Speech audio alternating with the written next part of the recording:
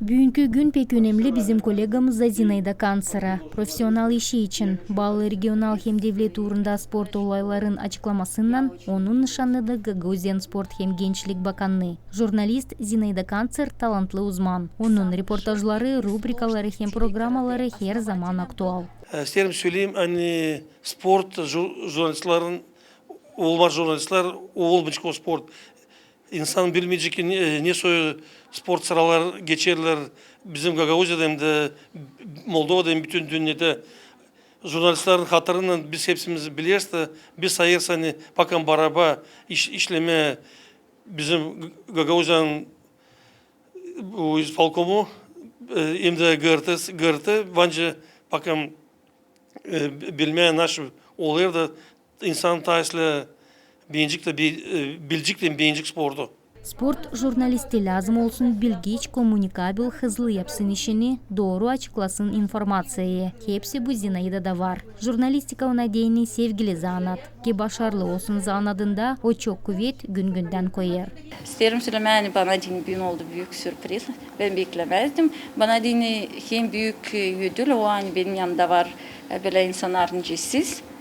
De yardım ediyorsunuz bana zor vakitlerde işleme. Başka bana bir şey çıkmıyor. Hem en önemli hani bende var bir büyük aile. Gırtadan karya. O hepsi sportmenler, hepsi trenerler.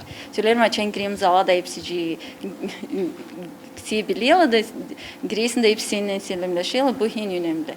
Zinaida jurnalist zanadını Komra Devlet Üniversitesi'nde 2005 yılda başardı. Kabul edilmiş bilgileri büyün praktikada başarılı kullanır. Biz Zinaida ile öğrenirdik jurnalistika uğrunda Komra Devlet Üniversitesi'nde. Da o zaman ben gördüm hani o ister çalışma, o ister yaratma. Sevinirim hani o ayırdı spor uğrunu. Görüyorum hani onun reportajları pek güzel, pek meraklı hem iyi orada yapılır. Sevinirim hani bugün onu notaladı Gençlik hem Sport Bakanlığı. Bu hem ona bir bağışış hem bizim kompanyamıza da bir bağışış. Çünkü açan bizim korespondentlarımız başarılı, bizim kampanyamız da olacak başarılı. Ona dilerim çok başarılar hem sağlık ileri doğru. 20 yıl geri ben kol kola çekittim işleme benim kolegamla Zinaida Kantsar'la. Ben ondan çok yarattım programa. Çok informasiya yaptık bir yerde.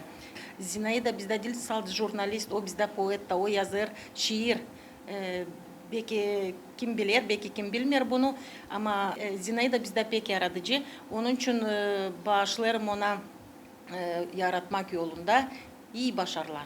Bundan karya Zinaida yaratıcılık işinden de zanatlanır. Serbest vakitinde şiir hem yaratma Gagauz dilinde yazar. Pek kısmetliyim beraber düğün Zina'la hani Gagauzya'nın söyleyeceğiz Gençlik hem de Sport Bakanlığı aldığı sabah onun çalışmasını spor uğrunda. Söyleyeceğim hani Zinaida değil sadece spor uğrunda ama onda bir ayrı yaklaşmak her bir temalara. O her zaman hazır gelmeye yardıma. Bakmadan ona hani var onun kendi işi. 24 saat gece gündüz o var nasıl çalışsın. Böyle insanlar pek seyrek bizim aramızda var. Karşı geldiğimiz yıl 20 yıldan ziyade söyleyeceğiz Komra Devlet Üniversitesi'nin duvarların içinde o zaman o öğrenirdi o student olarak.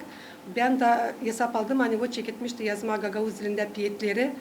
Ben çalışardım o zamanlar Gagauz Radyosu'nda, getirdim onu efire. Ondan sonra 20 yıldan ziyade biz ondan ayrılanlarız.